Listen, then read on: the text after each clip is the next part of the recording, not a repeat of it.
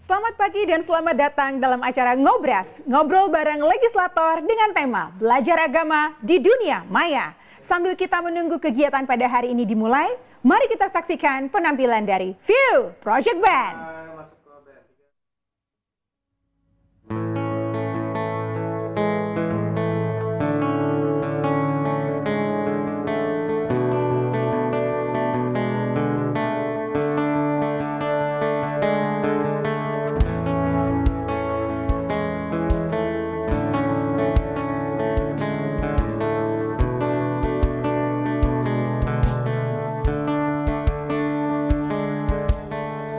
Terasa gelap pun jatuh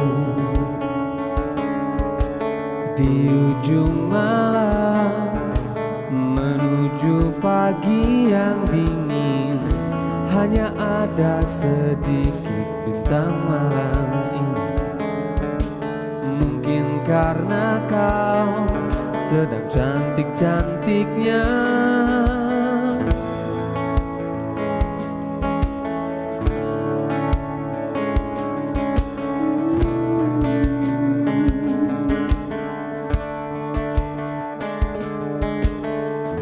Lalu mataku merasa malu, semakin dalam ia malu kali ini. Kadang juga ia takut, tatkala harus berpapasan di tengah pelariannya di malam hari menuju pagi. Sedikit cemas, banyak rindunya.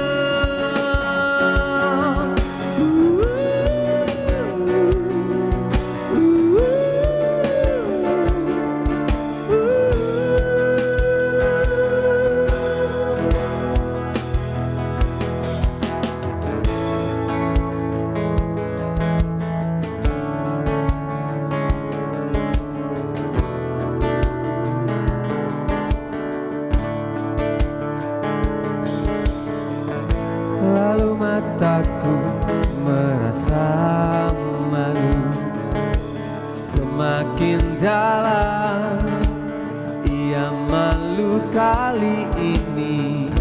Kadang juga ia takut, tatkala harus berpapasan di tengah pelariannya di malam hari menuju pagi.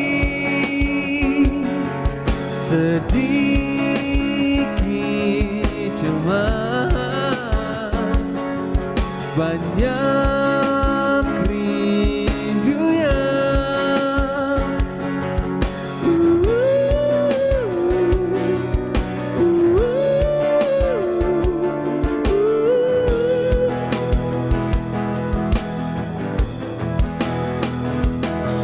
Di malam hari, oh, menuju pagi. Sedikit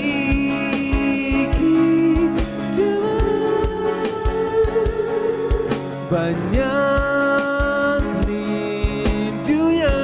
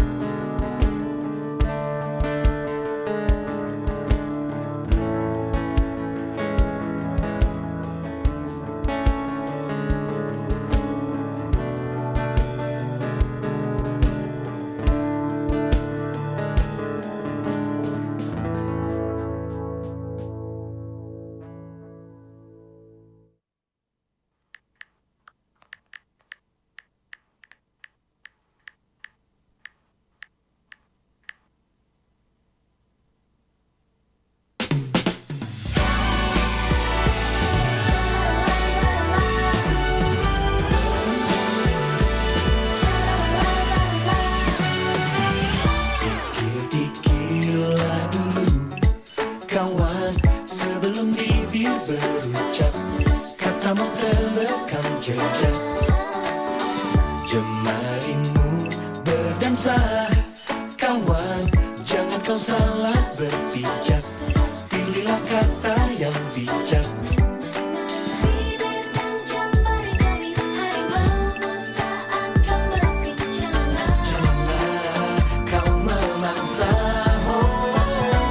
Hati-hati bicara, awas ada hati yang terluka. Kami mampu bermakna bila pilih kata. Ayo kawan semua, berikan cinta pada dunia. Makin cakap bicara, makin cakap digital bersama. Awas jangan kau tertipu kata. Kau bingung-bingung yang mana benar atau dusta. Gunakan hatimu untuk tahu jawabnya. Jangan mudah untuk percaya, kawan. Dengan semua yang kau baca, yang kau silaukan mata. Bibir dan jemari jadi harimaumu saat kau beraksi. Janganlah kau memangsa. Hati-hati bicara, awas ada hati yang terluka. Kami mampu bermakna bila pilih kata. Ayo kawan semua, berikan cinta pada dunia. Makin cakap bicara, makin cakap digital bersama.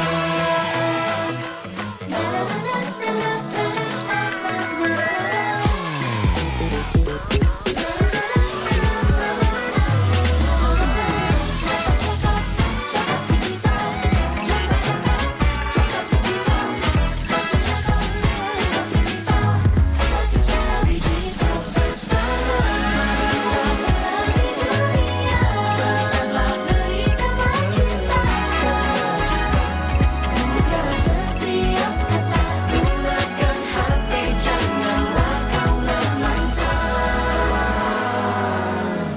Oh, hati-hati bicara, awas ada hati yang terluka. Kalimatmu bermakna bila pilih kata. Ayo kawan semua, berikan cinta pada dunia. Makin cakap bicara, berbagi bersama. Hati-hati bicara, hati terluka. Kami mampu bermakna bila pilih kata. Ayo kawan semua, berikan cinta, berani bersuara. Bukan asal bicara, makin cakap digital bersama.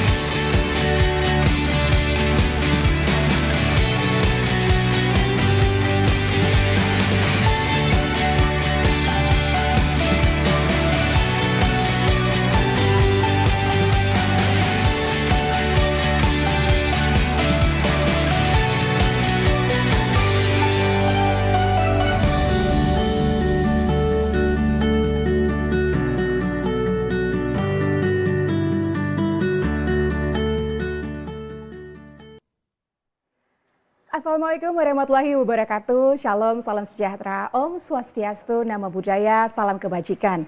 Selamat pagi saya ucapkan kepada yang terhormat Bapak Samuel Abrijani Pangerapan BSc MM, Dirjen Aplikasi dan Informatika, Kementerian Komunikasi dan Informatika Republik Indonesia. Yang kami hormati Bapak Fadullah SE, anggota DPR RI fraksi Partai Gerindra Dapil Aceh 1. Yang kami hormati Bapak M. Riza Nurdin PhD, peneliti Asia Japan Research Institute. Dan yang kami hormati Bapak Andi Firdaus SH, aktivis, dan jurnalis. Serta juga saya ingin mengucapkan selamat pagi kepada seluruh DigiFriends yang sudah hadir secara online dalam acara Ngobras, ngobrol bareng legislator dengan tema Belajar Agama di Dunia Maya. Senang sekali hari ini saya Eva Tarigan dapat memandu kembali acara kita pada pagi hari ini. Tapi sebelumnya biar lebih semangat, boleh dong dibuka kameranya biar kelihatan nih wajah-wajahnya yang semangat untuk belajar pagi hari ini. Apa kabar semuanya? Sehat? Untuk yang menunaikan ibadah puasa, gimana puasanya? Lancar? Mudah-mudahan lancar ya, masih pagi ya. Semangat terus menunaikan ibadah puasanya. Dan hari ini senang sekali acara kita ini diselenggarakan oleh Direktorat Jenderal Aplikasi Informatika Kementerian Komunikasi dan Informatika Republik Indonesia bekerja sama dengan anggota Komisi 1 DPR RI untuk memberikan edukasi pengetahuan tentang pemanfaatan teknologi digital. Dan diharapkan dengan adanya literasi digital ini ada 4 target yang dapat tercapai ya DigiFriends, termasuk di dalamnya kecakapan digital, budaya digital, etika digital, dan juga keamanan digital.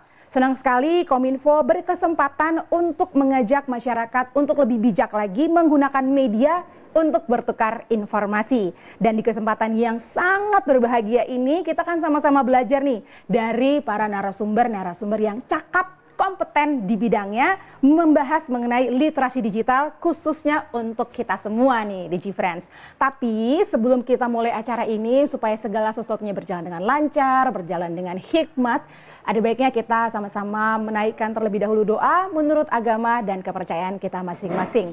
Doa dimulai.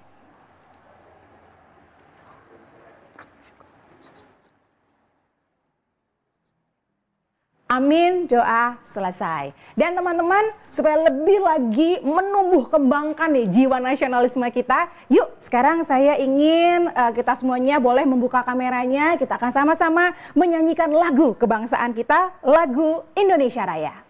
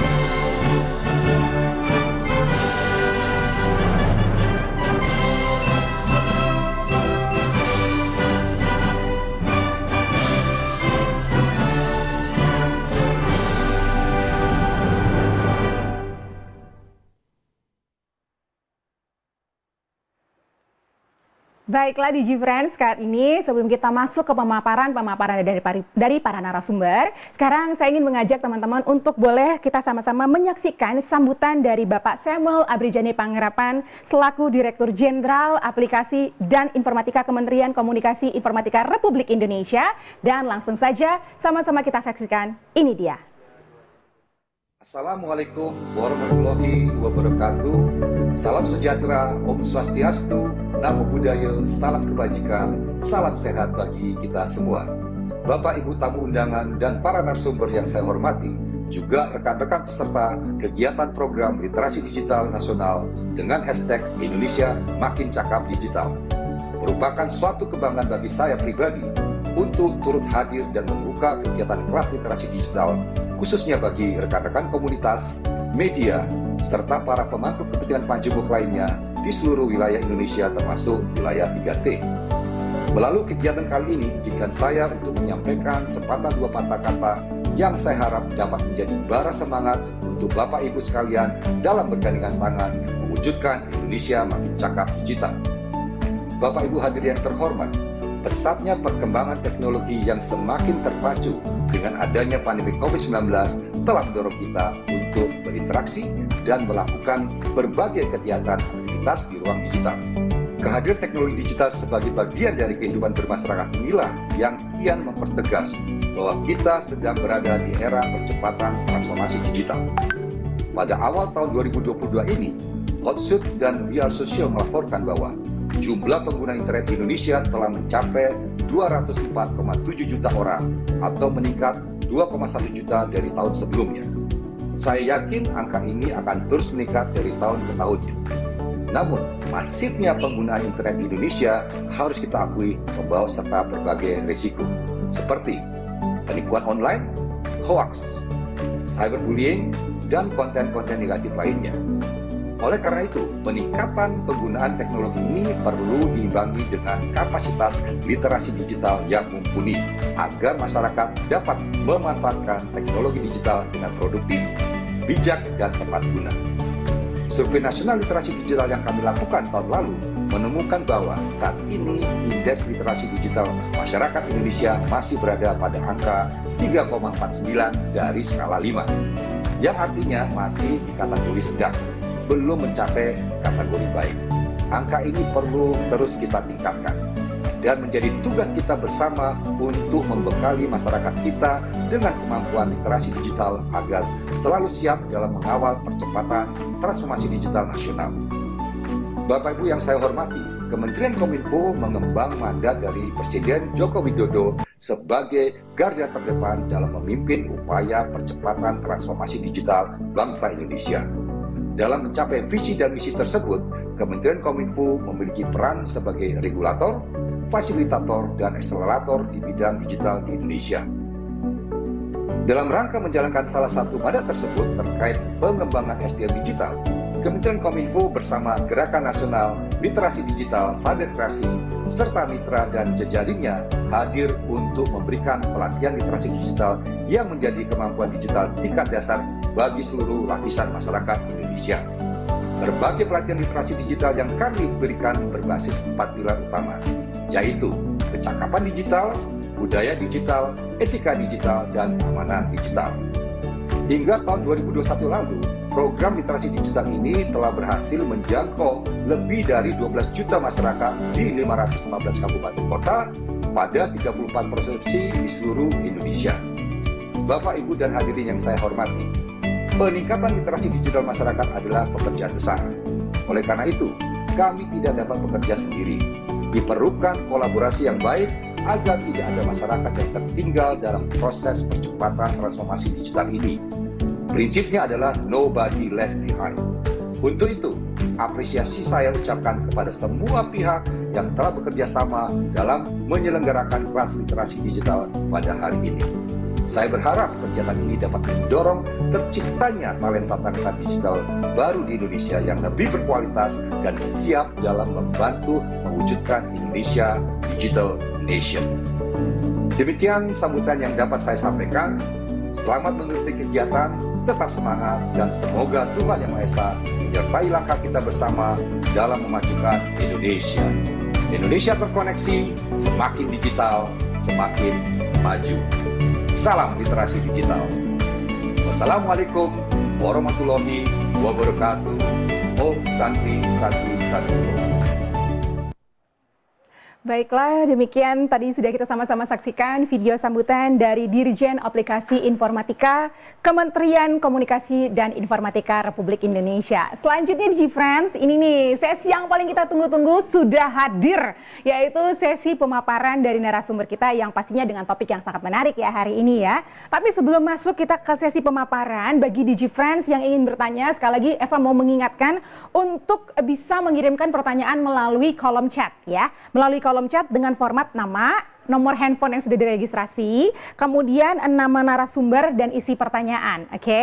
Karena nanti akan ada hadiah berupa uang elektronik untuk 5 orang penanya terbaik. Tapi sebelumnya DigiFriends, jangan lupa juga ya untuk di-subscribe dan juga follow channel YouTube dan Instagramnya @literasi_digital_kominfo, karena kontennya ini pasti bakalan seru, bermanfaat dan penuh dengan edukasi. Supaya kedepannya kita bisa menggunakan internet lebih pintar, bijaksana, dan tentunya makin cakap digital. Oke? Dan memang ya DigiFriends ya, kalau kita lihat sekarang ini nih, kecanggihan internetnya udah benar-benar mendominasi kehidupan kita. Gak heran nih, semua orang rata-rata sudah bergantung kepada kemampuan internet untuk mendapatkan pengetahuan. Mulai dari komputer, laptop, TV, smartphone, itu semuanya sudah terhubung dengan internet. Dan secara instan nih kita bisa langsung tahu hal-hal yang ingin ketahui, tepatnya hal-hal yang saat ini ingin kita ketahui ya. YouTube nih salah satunya ini merupakan salah satu media yang lazim yang kita gunakan untuk mempelajari berbagai hal baru. Ya nggak terkecuali nih pengetahuan agama. Namun kita perlu sadari juga ya DigiFriends bahwa memperoleh pengetahuan dari YouTube, media sosial, atau apapun media yang berdasarkan jaringan internet itu merupakan bagian dari perkembangan masyarakat mengikuti zamannya. Dan belajar Islam dari YouTube adalah kemungkinan yang tidak dapat dihindarkan dari kultur masyarakat modern saat ini. Dan belajar Islam melalui YouTube memang sangat-sangat memungkinkan sekali ya. Pasalnya selain konten-konten pembelajaran agama nih, di YouTube juga bisa kita saksikan sama-sama ya. Ada kayak ceramah, film, dan ada banyak lagi konten-konten lain yang tersedia. Aksesnya juga cukup mudah ya. Kalau untuk mengakses YouTube mah cukup gampang sekali. Nah bagaimanapun intinya adalah niat untuk belajar itu adalah baik dan perlu didukung. Maka dalam rangka mempercepat program transformasi digital Indonesia dan mendorong peningkatan pengetahuan teknologi informasi dan komunikasi masyarakat Indonesia, diperlukan adanya upaya dan strategi untuk memaksimalkan literasi digital. Nah, untuk badan sekelas badan dunia UNESCO aja nih sudah mendefinisikan literasi digital sebagai kemampuan untuk menggunakan teknologi informasi dan komunikasi untuk menemukan, mengevaluasi, memanfaatkan, membuat dan mengkomunikasikan konten atau informasi dengan kecakapan kognitif, etika, sosial emosional, dan aspek teknologi. Dan diharapkan lagi nih ya, dengan adanya literasi digital, kita sebagai masyarakat Indonesia lebih bisa berpikir kritis terhadap penggunaan teknologi dan komunikasi dalam kehidupan kita sehari-hari nih di DigiFriends. Dan pagi hari ini kegiatan ngobras ataupun ngobrol bareng legislator ini akan membahas tentang bagaimana belajar agama di dunia maya. Agar saya dan juga DigiFriends sama-sama nih dalam kehidupan sehari-hari dapat membiasakan, mengetahui dan juga memahami dalam menggunakan media dalam bentuk digital. Selanjutnya nih sudah bergabung bersama-sama dengan kita Bapak Fadullah SE selaku anggota DPR RI fraksi Partai Gerindra Dapil Aceh 1. Langsung saja.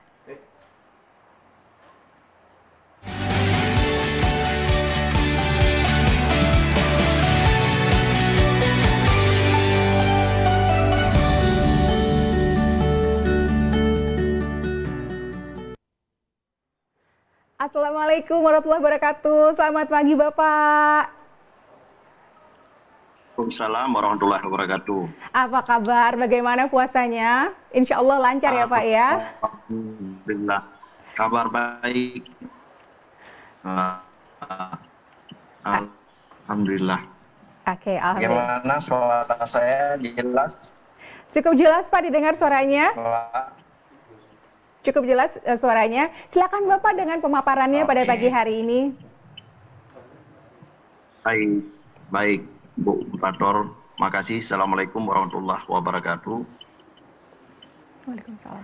Alhamdulillah, alhamdulillah rabbil alamin wa bihi nasta'in ala umurin.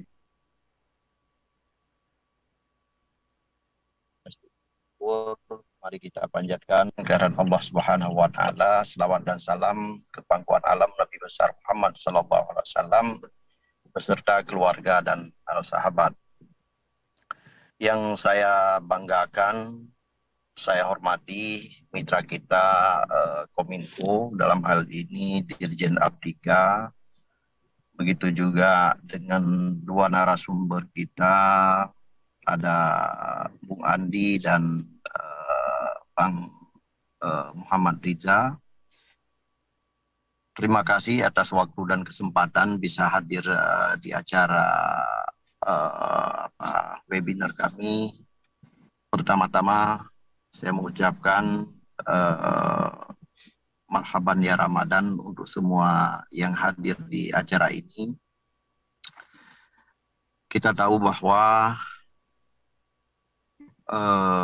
di dunia maya ini semua hal bisa terjadi dan bisa kita pahami dan bisa kita belajar lewat dunia maya ini. Kebetulan di hari ini kita membahas dengan judul belajar agama melalui dunia maya. Nah, teman-teman semuanya, seiring waktu berjalan, bukan hanya belajar agama, konten apapun bisa kita nonton dengan dunia yang canggih ini. Kita tahu bahwa ada yang saat ini berceramah, dimanapun berceramah kita bisa nonton lewat lewat YouTube atau Instagram atau yang lainnya. Nah, perlu teman-teman ingatkan bahwa semuanya ketika ini bisa terjadi, ketika ini kita bisa melakukan, tetapi kita juga jangan pernah lupa dengan hal-hal pelanggaran atau beretika dalam berkomunikasi.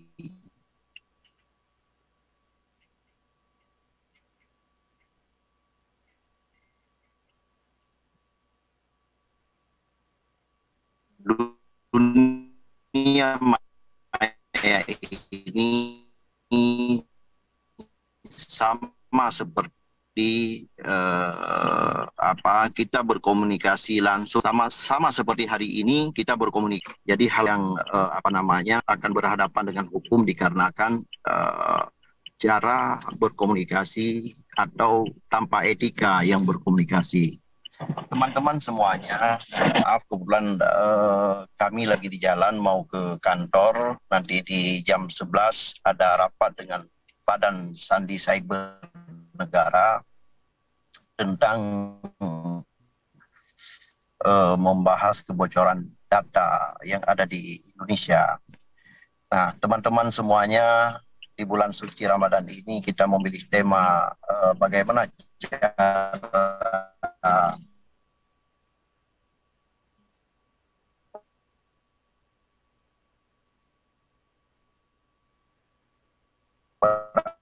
agama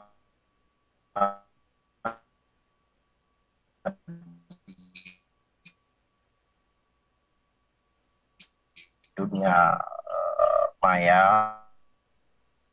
Mungkin nanti lanjut di acara ini. Yang bisa hadir di acara ini, kita tahu bahwa bulan Ramadan ini bulan yang penuh berkah, bulan bulan yang terbaik. Nah, saya mengingatkan, mari kita saling berbagi, mari kita bisa menjalankan ibadah puasa ini. Juga kita harus memperhatikan, bisa sama-sama saling berbagi. Nah, di terakhir saya mengucapkan terima kasih semuanya atas waktu dan kesempatan teman-teman. Saya ingin menyapa kedua narasumber. Assalamualaikum, Bang Muhammad Riza. Waalaikumsalam warahmatullahi wabarakatuh.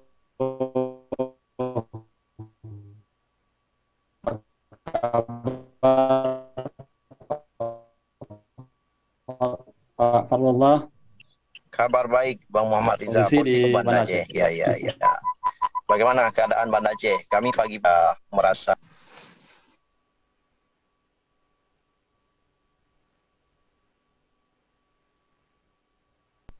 hatinya nggak panas. Insya Allah. Oke, baik, Bang Muhammad Riza. Mohon maaf, mungkin nanti kami tidak bisa bersama-sama sampai akhir acara ini. Yang terakhir, Bung Andi. bagaimana kabarnya? Assalamualaikum warahmatullahi wabarakatuh. Waalaikumsalam warahmatullahi wabarakatuh. Apa kabar? Di mana posisi Baik. Bang Andi? Ini sekarang lagi di Sigli. Oh, Sigli, alhamdulillah. Bagaimana Masih keadaan Sigli, Bang istirahat. Andi? Insya Allah nanti kami juga 2-3 hari ini nanti akan ke Ya, ya. Sigli dan ke Banda Aceh. Mudah-mudahan kita bisa Ya, ketemu bisa nanti bertemu. Siap. Sigli. Terima kasih Bang Andi atas waktu Sama-sama. dan Sama-sama. kita bergabung di webinar ini. Teman-teman semuanya, Nang Muhammad Riza yang akan menemani sampai selesai acara ini. Mohon maaf, kami tidak bisa bersama-sama sampai akhir acara. Dari saya kepada teman-teman, selamat menjalankan ibadah puasa. Semoga kita semua sehat selalu dan mendapatkan ridha dari Allah Subhanahu wa taala. Akhirul kalam, assalamualaikum Amin. warahmatullahi wabarakatuh. Waalaikumsalam warahmatullahi wabarakatuh. Terima kasih sekali Bapak, terima kasih untuk edukasinya, terima kasih untuk informasi yang sudah Bapak share tadi ya di pemaparan pertama. Dan sekali lagi Bapak, karena kita sedang berjauhan, izinkan saya ingin memberikan plakat untuk Bapak Fadullah. Mungkin boleh kita secara simbolis nih Bapak untuk saya serahkan kepada Bapak sekarang ini. Bapak, apakah Bapak masih di situ? Bapak Fadullah? Ini kita akan menyerahkan. Oke. Saya serahkan kepada Bapak ya. Terima kasih untuk edukasinya, Ya, terima ya, kasih baik. untuk informasinya. Terima kasih dan mungkin untuk seluruh peserta sekarang ini kita boleh membuka kameranya dan juga kepada seluruh narsum kita mau berfoto bersama. Yuk sama-sama kita berfoto dulu. Oke. Siap ya dengan senyum terbaiknya ya semua ya. Untuk teman-teman, dimanapun berada boleh dibuka kameranya. Kita akan berfoto bersama dengan seluruh narsum. Yo, yang manis nih, yang semeriwing nih, yang harus semangat nih, harus cakep nih pose-posenya ya. Oke, sudah? Oke, yang belum nih kelihatan nih dari sini nih, ada yang belum buka kameranya loh ini, ada yang belum buka kameranya, yuk dibuka kameranya yuk. Nah, oke, ini ada beberapa nih, ada banyak banget ya teman-teman yang belum buka kameranya. Yang belum nih kelihatan nih dari sini nih, ada yang belum buka kameranya loh ini, ada yang belum buka kameranya. Oke, ini ada beberapa nih, ada banyak banget ya teman-teman yang belum buka kameranya. Oke, mungkin boleh yuk teman-teman dibuka kameranya. Siap-siap ya, nanti aba-abanya dari Eva. Kemudian Siap-siap ya, ya, nanti ababanya dari Eva. Iya Kemudian kan? jangan lupa tangannya. Salam literasi digital ya. Tangannya Iya seperti kan? ini ya teman-teman Salam ya. literasi digital Oke. ya. Tangannya seperti ini ya Siap-siap teman-teman ya. semuanya, tunggu aba-aba Oke. ya. Siap-siap Oke, semuanya, 3, tunggu aba-aba ya. 2, Oke, 1. 3, 2, 1. Oke, slide berikutnya. Oke, Slide berikutnya. 3, 2, 3, 2, 1. Oke, slide berikutnya. Oke, slide berikutnya. 2, 3, 1. 2. Oke, slide berikutnya. Masih ada. Oke, slide berikutnya. Masih ada. 2, 3, 2, 1. Oke. Slide berikutnya nih, senyumnya juga jangan kalah lebar ya. Jangan kalah lebar ya. 3, 2, 1. Oke. Oke. Slide yang terakhir nih. Jangan mau kalah sama slide berikutnya. 3, 2, 1. 1. Oke, thank you. Terima kasih teman-teman. Dan terima kasih juga untuk Bapak Fadullah untuk edukasinya, untuk informasi yang sudah di-share kepada kita pada pagi hari ini. Nah, selanjutnya di Friends ini juga nggak kalah serunya. Sudah bergabung juga bersama kita Bapak M. Riza Nurdin PhD, peneliti Asia Japan Research Institute yang akan membahas mengenai belajar agama di dunia digital. Dan langsung saja, tanpa berlama-lama lagi, mari kita saksikan pemaparannya berikut ini.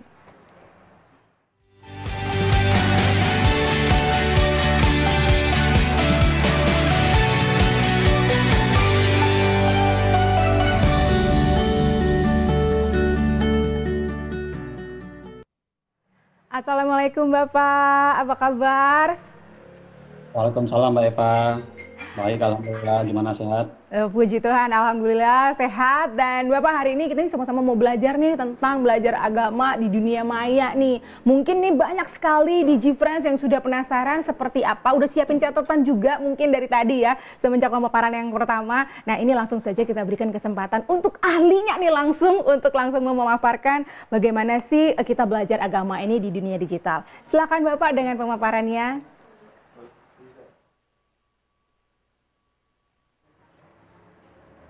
Baik, terima kasih Mbak Eva.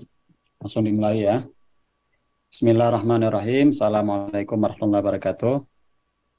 Hamdan wa syukran lillah, salatan wa salam ala rasulillah wa ala alihi wa ashabihi wa mawala. Alhamdulillah, segala puja puji syukur pada Allah Subhanahu wa taala. Ya, dalam kesempatan yang berbahagia ini di bulan Ramadan kita bisa bertemu dalam keadaan yang insya Allah cukup sehat ya, dan lebih kurang mungkin sangat semangat dalam rangka sebenarnya ini juga bagian dari menuntut ilmu untuk belajar, termasuk amal ibadah insya Allah di bulan Ramadan, dan kemudian salawat dan salam pada Rasulullah SAW yang telah mengajarkan kita juga untuk mencintai ilmu pengetahuan. Baik, yang pertama izinkan saya menyampaikan hormat saya. Yang pertama kepada Pak Fatullah SE, anggota Komisi 1 dari fraksi Gerindra dan juga Ketua Gerindra Aceh. Kita doakan semoga beliau dan kemudian juga kepada Pak Samuel Ebrijani Panggarapan BSC, Dirjen Aptika Kementerian Kominfo, juga kepada Bang Andi Aceh, juga kepada panitia semuanya dari Kementerian Kominfo, juga bapak-bapak, ibu-ibu sekalian yang dirahmati oleh Allah Subhanahu wa taala. Baik, langsung saja izin saya share screen. Ya, gimana, udah terlihat ya?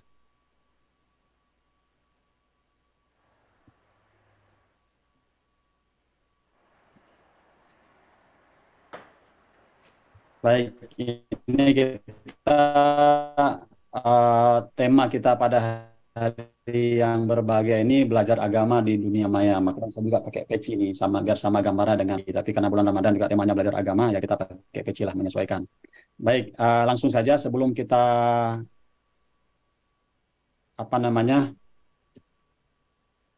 bicara lebih lanjut tentang bagaimana ya, pertama sekali memberikan pengantar lah.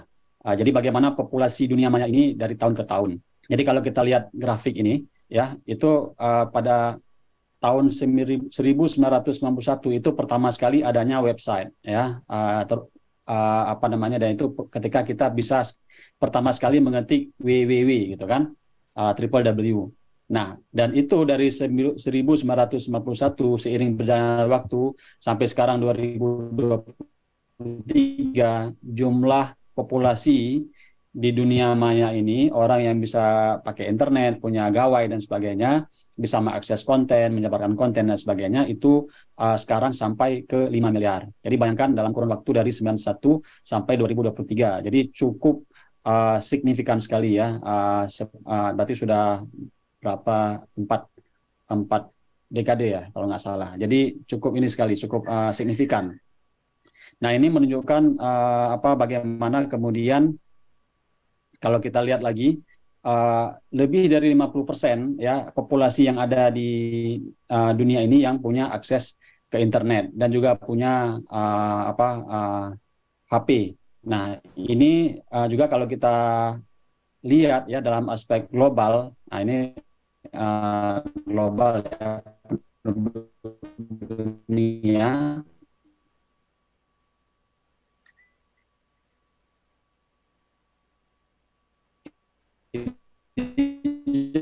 Juga menunjukkan bagaimana penetrasi internet yang ada di dunia ini dan kemudian membuat kita begitu mudah sekali mengakses konten-konten yang ada, termasuk nanti ujungnya adalah konten yang menyangkut dengan pembelajaran agama, materi agama, ceramah, pidato. Kemudian kalau kita lihat dalam konteks Indonesia secara khusus, Indonesia lebih kurang, nah itu sekitar 77%-nya adalah pengguna internet. Jadi ada 210 juta penduduk Indonesia ini yang pengguna internet. Ini hasil survei ya. Jadi saya pikir ini cukup menjelaskan bagaimana kemudian sehari-hari kita ini adalah masyarakat digital. Kita ini adalah penduduk dunia maya, di samping memang kita hidup di dunia nyata. Dan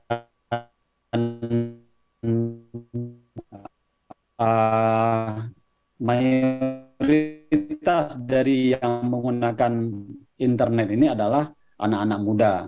Nah, jadi katakanlah dari usia 13 ya sampai 34 tahun ya, itu kalau kita masih anggap anak muda, dan mereka ini yang sebenarnya yang lebih sering mengakses internet. Dan karena anak muda, tentunya juga banyak cobaan-cobaan, godaan-godaan ya. Banyak sekali potensi perlu kita padai, termasuk juga terkait dengan ya materi-materi atau konten-konten yang berhubungan dengan agama. Dampak internet ini untuk belajar agama. Jadi ya segala sesuatu yang ada di dunia ini memang punya dua sisi ya. Jadi sisi positif dan sisi negatif. Nah, yang pertama untuk yang positifnya, internet ini sudah memberikan akses yang sangat luas sekali kepada kita untuk bisa belajar agama ya, dengan hanya duduk di kamar, duduk di rumah ya, tapi kita sudah bisa belajar agama ya. Aksesnya sangat gampang sekali ya, dengan sosial media, dengan membuka situs-situs online dan sebagainya ya. Dan itu kemudian buat banyak sekali informasi yang kita terima, banyak sekali ilmu agama yang kita terima ya, dan kemudian membuat kita juga menjadi istilahnya kebanyakan ilmu ya. Nah pertanyaannya, apakah kita merasa alim atau tidak? Apakah kita merasa cukup dengan belajar agama di internet atau tidak? Ya, karena aksesnya memang sangat luas. Itu yang pertama. Kemudian yang kedua, kita di samping bisa punya akses, kita bisa langsung mengamalkannya ya, bisa langsung misalnya melihat atau menonton kajian-kajian yang ada. Nah, saya berikan contoh misalnya di gambar sebelah kanan ya, itu ada 3 akun ya, yang 2 yang pertama itu yang paling banyak followernya. Jadi Ustadz dengan follower terbanyak di Indonesia. Jadi yang pertama memang paling banyak followernya itu Ustadz Hanan Ataki, yang juga orang Aceh, tapi sekarang tinggal di Bandung ya. Beliau punya follower lebih kurang sekitar 9,4 juta ya. Jadi cukup banyak sekali. Kemudian yang kedua itu ada Ustadz Abdul Samad yang paling atas, itu 7,2 juta ya. Jadi jutaan follower ya, dan kemudian bisa kita lihat kajian langsung. Dan biasanya ketika ada postingan dari Instagram, dan kemudian akan di-link ke YouTube-nya. Jadi misalnya kajian kajian di Aceh tentang peringatan tsunami misalnya. Nah, orang-orang yang tidak bisa hadir ya, misalnya seperti tahun lalu Ustadz Abdul Samad datang ke Aceh, peringatan tsunami-nya di Melabuh. Nah, kemudian buat bapak-bapak, ibu-ibu atau teman-teman yang berada misalnya di Sigli, di PD Jaya atau Banda Aceh yang tidak bisa ke Melabuh, bisa langsung menonton di akun YouTube Ustadz Abdul Samad. Nah, jadi hal-hal yang seperti itu yang kemudian bisa memberikan dampak yang positif ya. Jadi tidak mesti harus berada di tempat, tidak mesti harus berdesak-desakan di bawah panas, di bawah hujan, tapi cukup dengan menonton atau melihat langsung. Dan itu juga sudah cukup istilahnya melepaskan kerinduan kita, keinginan kita untuk bisa belajar agama. Nah, ini ada 2 ustadz yang paling banyak. Nah, kalau di Aceh secara khusus ustadz lokal yang kita bilang, tapi sebenarnya sudah go internasional juga, itu ada namanya Ustadz Amri Fatmi. Nah, beliau followernya sudah 20.000 ya. Saya pikir cukup banyak lah kalau untuk level Aceh. Ya, beliau sekarang malah diundang lagi di Amerika. Jadi beliau diundang ke Amerika dan Kanada untuk mengisi safari Ramadan di sana. Nah, kemudian pertanyaannya juga bagaimana beliau bisa ke Amerika ya, bagaimana orang di Amerika, masyarakat Indonesia di sana bisa mengenal beliau. Ya, lagi-lagi juga sama, ini karena ada peran internet atau sosial media yang kemudian bisa membantu. Tentunya mereka sudah menonton ya kajian-kajian Ustadz Amri Fatmi selama di Aceh atau di manapun, karena beliau juga pernah misalnya berceramah di Masjid Istiqlal Jakarta, di Sunda Kelapa, pernah kemana-mana, ya pernah juga ke Eropa. Nah, jadi mungkin berdasarkan internet ini ya, melihat di akun beliau, di sosmed beliau atau sosmed orang ya, orang lain yang menyebarkan konten atau materi dari tausiah beliau, ceramah beliau, kemudian orang menjadi tertarik dan mengundang beliau sekarang ini untuk bisa datang ke Amerika. Nah, jadi ini bagaimana kemudian internet bisa memberikan dampak yang baik sekali bagi kita untuk bisa belajar agama lebih lanjut. Nah, itu yang kedua. Kemudian yang ketiga, itu dapat membaca atau mengunduh langsung sumber-sumber kajian agama. Nah, jadi ada orang yang suka nonton, ada orang yang suka melihat, tapi ada juga orang yang lebih senang membaca. Atau dia langsung ada aplikasi, buka aplikasi.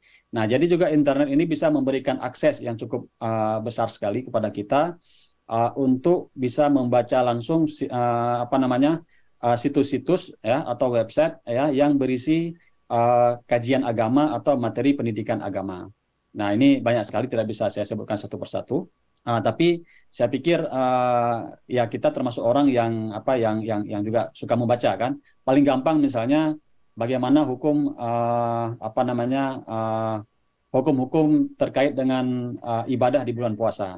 Nah, kadang-kadang mungkin kita punya keterbatasan tidak bisa membaca kitab kuning ya yang dalam bahasa Arab. Nah, tapi kita bisa langsung membuka akses internet ya, buka website apa yang kemudian ada materinya dalam bahasa Indonesia, kita Google saja ya, langsung keluar hukum seputar ibadah di bulan puasa. Akan banyak pilihan-pilihan ya. Jadi banyak sekali akses informasi ya, situs-situs yang dapat kita akses. Nah, soal kemudian apakah situsnya cukup kredibel atau tidak, nah itu yang akan yang patut kita pertanyakan dan mungkin nanti akan kita jelaskan. Nah, itu yang ketiga, dan kemudian yang keempat itu dapat melakukan konsultasi agama online. Nah, ini juga beberapa dampak atau manfaat dari adanya internet. Karena kita dengan internet ini bisa juga melakukan konsultasi agama, bisa melihat fatwa-fatwa ya, ataupun misalnya kalau di seperti website MUI ya, kita bisa langsung lihat itu apa hukum ini, apa hukum itu dan sebagainya ya. Kemudian website NU, website Muhammadiyah, ada fatwa tarjih dan sebagainya. Nah, ini juga bisa membantu kita untuk bisa memahami agama lebih lanjut. Karena kadang-kadang kan kita suka bingung nih. Ada yang bilang seperti ini, ada yang bilang seperti itu untuk praktek ibadah yang tertentu. Nah, dengan melakukan Google ya, bagaimana yang pendapat yang terbaik ya kan, apakah pendapat yang terkuat dan sebagainya, dengan kita Google maka kemudian kita akan ada sejumlah website yang kemudian menawarkan konsultasi agama ya secara online. Jadi banyak sekali sebenarnya dampak internet untuk kita ya, bagaimana kita bisa mendalami atau belajar agama menjadi lebih lanjut. Baik. Nah, kemudian dampak internet juga sebenarnya bisa membuka interpretasi baru terhadap praktik agama ya. Jadi ini yang kemudian sampai sekarang masih menimbulkan tanda tanya, masih membuka ruang-ruang diskusi ya, apakah ini dibolehkan atau tidak. Misalnya yaitu karena sudah ada internet, sudah ada opsi untuk nikah online ya. Nikah online itu misalnya nikah dengan video call. Katakanlah pihak mempelai wanita ada di Aceh, kemudian pihak mempelai pria ada misalnya di Eropa, dan kemudian karena COVID tidak bisa nikah ya, dan kemudian pinginnya nikah tapi nikahnya online ya, karena ada internet itu tadi. Nah, itu hukumnya seperti apa? Nah, ini yang kemudian membuka interpretasi baru, fatwa baru apakah boleh atau tidak ya. Jadi yang seperti itu. Kemudian juga ibadah online. Ibadah online misalnya ketika saya ingat tahun lalu ada family yang meninggal di Malaysia, dan kemudian tahlilan ya itu dilakukan via Zoom. Jadi dan itu karena kita ingin membantu mengirimkan doa itu oke, tapi kemudian ingin terlibat lebih lanjut, sama seperti misalnya kita di kampung-kampung kan ada tahlilan, ada samadiyah dan sebagainya. Nah, karena memang tidak dibolehkan adanya kerumunan, juga karena jauh dan susah untuk untuk pulang kampung, untuk pergi melawat, berziarah dan sebagainya, maka kemudian ada teknologi yang kemudian memfasilitasi adanya praktek-praktek ibadah yang baru. Itu seperti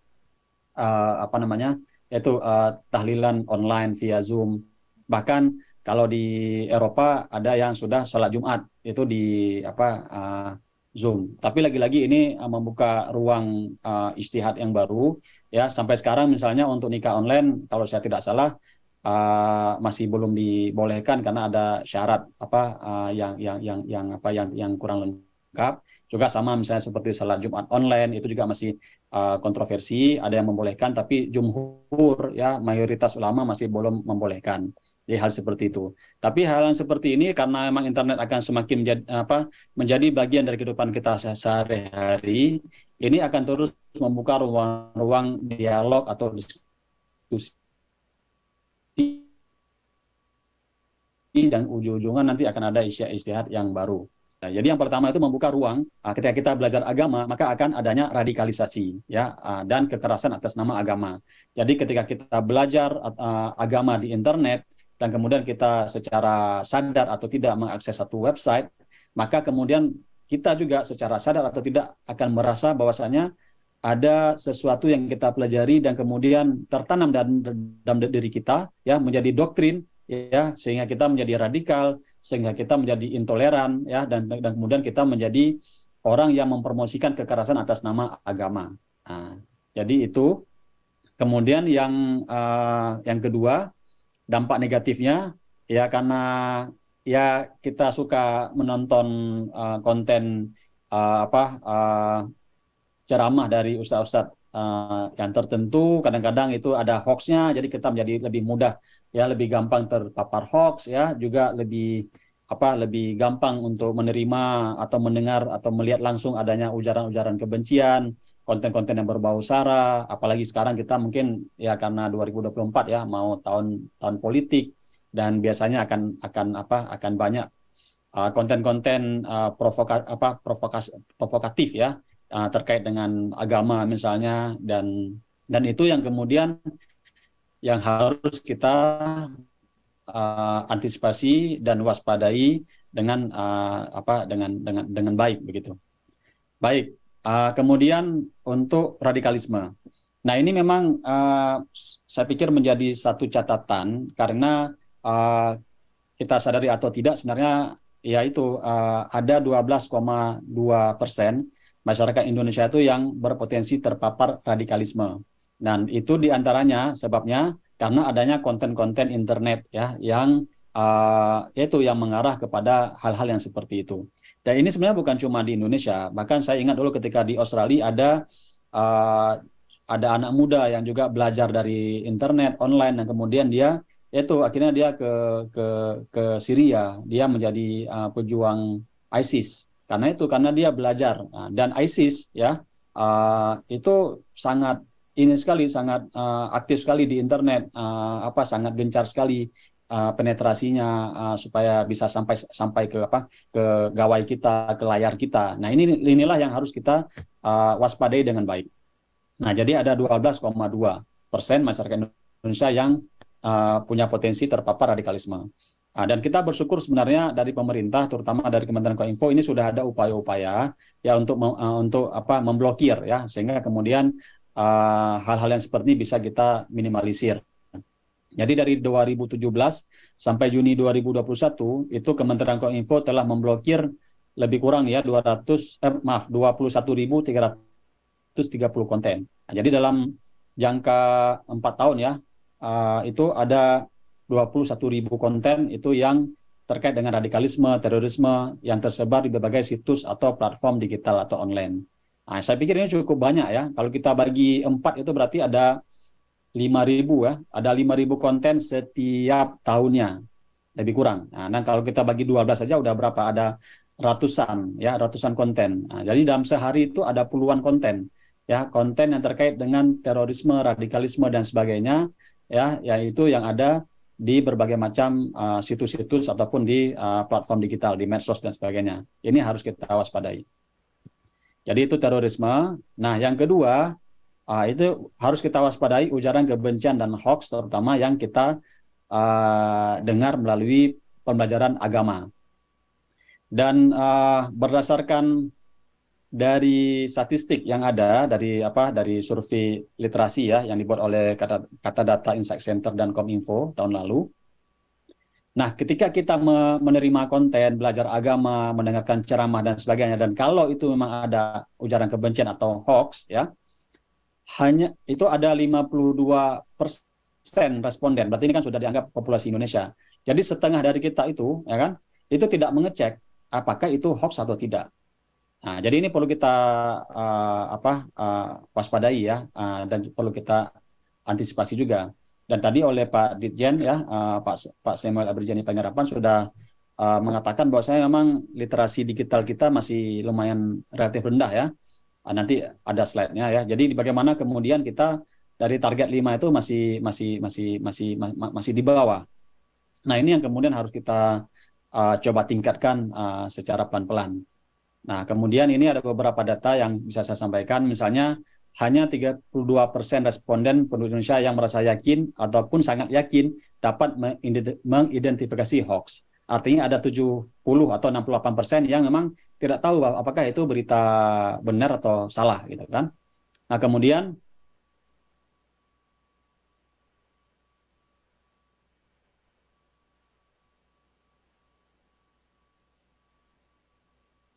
tadi kita basmi, tapi cuma 68% orang kita yang yakin bahwasanya kita bisa mengidentifikasi bahwasanya itu hoax atau tidak.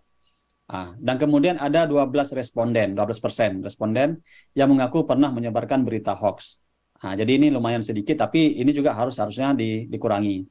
Dan kemudian ada sebagian besar responden ketika dia menerima konten-konten tertentu, termasuk yang terkait dengan materi agama, ya, itu juga mereka tidak tahu bahwa berita tersebut ternyata mengandung hoax. Ya, jadi ini perlu kita lagi-lagi kita waspadai bersama, kita sikapi bersama. Jadi ini menjadi perhatian kita.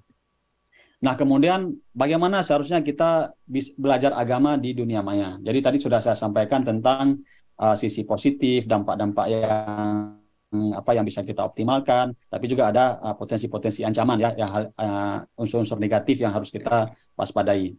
Nah, yang pertama saya pikir ya sesuai dengan hadis ya, bahwa saya memang menuntut ilmu ya, talabul ilmi fardhatun ala kulli muslimin. Jadi setiap kita yang muslim ini punya kewajiban untuk menuntut ilmu agama ya, menuntut ilmu terutama ilmu agama, dan dengan ada internet itu harus kita pakai sebagai wasilah ataupun sebagai media untuk belajar. Jadi kita harus bisa melihat terutama ya kita sekarang kita hidup di dunia yang memang internet itu menjadi bagian dari kita ya, dari kehidupan kita sehari-hari. Kita nggak bisa menafikan adanya kemajuan teknologi. Nah, jadi kita harus bisa menerima itu dan menggunakan internet itu sebagai sesuatu yang positif, media yang positif yang bisa dipakai sebagai amal ibadah atau mencari ridha Allah ya. Jadi makanya mari kita gunakan internet sebagai wasilah untuk mengamalkan hadis, menuntut ilmu sebagai kewajiban bagi muslim ya. Jadi dengan menggunakan internet maka kita berharap ya kita dapat pahala ya. Bagaimana? Yaitu kita pakai untuk belajar agama. Itu yang pertama. Yang kedua, dan ini sangat penting sekali, itu perlu sekali untuk selektif di dunia maya. Nah, selektifnya adalah yang pertama, pilihlah ustadz-ustadz ya atau sumber-sumber yang terpercaya. Jadi yang pertama yang ustadz dulu. Nah, yang ustadz ini paling simpel adalah ya, ini sesuai dengan pesan ulama, ustadz yang terpercaya itu adalah ustadz yang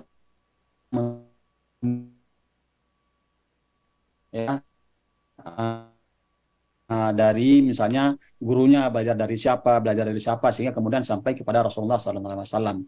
Nah, jadi pilihlah ustadz yang punya sanad yang bagus ya, karena ada pesan ulama itu sanad merupakan bagian dari agama ya.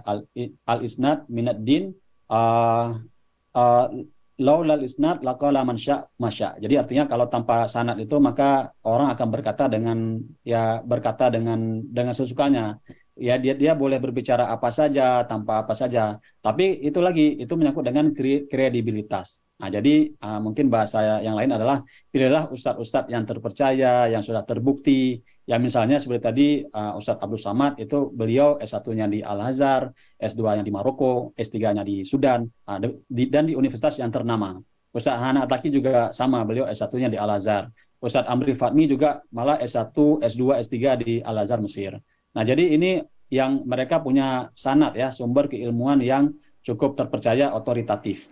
Nah, jadi Baik. jangan sama yang kita tidak mengerti, ya misalnya kita nggak tahu dia tuh belajar di mana, tahu-tahu dia udah mengatakan dirinya ustadz. Nah, jadi Bapak, ya, jadi mohon izin Bapak, waktu kita tinggal 2 menit lagi mungkin. ya hampir Ya, siap. ya, terima kasih Bapak. Terima kasih ya. Baik, nah itu yang pertama ya, jadi sanad. Nah yang kedua, yang ketiga itu tetap memiliki guru di dunia nyata. Jadi tetap kita belajar agama ya di internet itu bagus, tapi kata Imam Syafi'i yang paling penting itu ada 6 syarat. Itu nomor 5 ya, bersahabat langsung dengan ustadz atau guru. Jadi artinya kita harus bersama guru. Dan kenapa? Karena disitulah kita bisa belajar namanya keteladanan atau uswah. Nah, kemudian yang terakhir yaitu yang paling penting adalah meningkatkan literasi digital. Nah, jadi karena memang ada anjuran dari Al-Qur'an ya, dan janganlah kamu mengikuti sesuatu yang kamu tidak ketahui. Jadi pakai internet itu harus pakai ilmu ya. Mengapa? Karena itu semua yang kita gunakan itu, apakah itu pendengaran, penglihatan atau hati nurani, maka itu akan diminta pertanggungjawabannya. Baik ya. Nah, ini lebih kurang singkat saja. Artinya memang perlu sekali kita meningkatkan indeks literasi digital, memakai menggunakan internet, tapi harus dengan ilmu pengetahuan. Baik, nah ini yang terakhir, memang karena sudah hampir selesai. Jadi sebagai penutup, dunia digital atau dunia maya ini telah membuka kesempatan kepada kita ya untuk mempelajari agama lebih lanjut.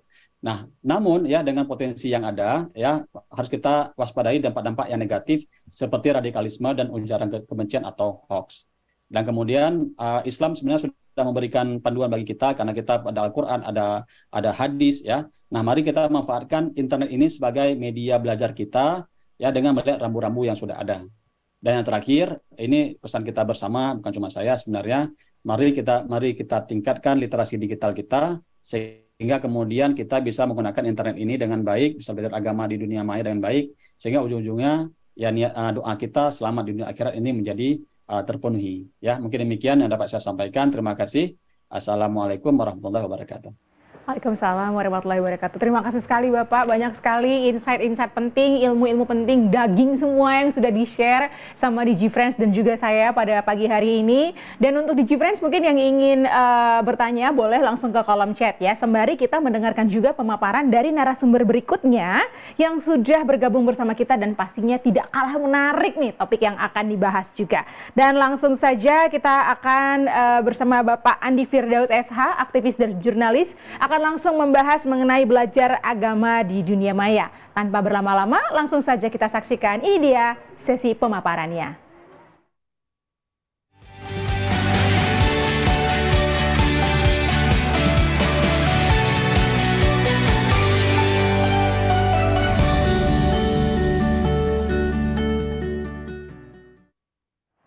Assalamualaikum Pak Andi, apa kabar? Waalaikumsalam, kabar baik. Kabar baik, alhamdulillah ya. Dan mungkin kayaknya ini DigiFriends sudah nggak sabar nih dengan catatannya, pengen langsung mendengarkan pemaparan dari Pak Andi. Silakan Pak Andi, waktu dan tempat kami persilakan dengan hormat. Ya, pertama saya mengucapkan Assalamualaikum warahmatullahi wabarakatuh. Marhaban ya Ramadan. Hari ini kita bisa berkumpul kembali, bisa berwebinar kembali dalam situasi yang bulan penuh kesucian, penuh berkah, dan saya mengucapkan juga terima kasih kepada moderator yang telah memberi waktu dan kesempatan untuk kita diskusi, dan ini sangat menarik sebenarnya. Terima kasih juga teman-teman panitia yang sudah menyiapkan acara ini yang begitu baik, dan saya juga sebenarnya hari ini Reni sebenarnya kami ada Fadlullah itu juga alumni di Haji Melamal, kami satu alma mater, satu pesantren. Kemudian ada Bang Riza, apa kabar Bang Riza? Sehat, alhamdulillah.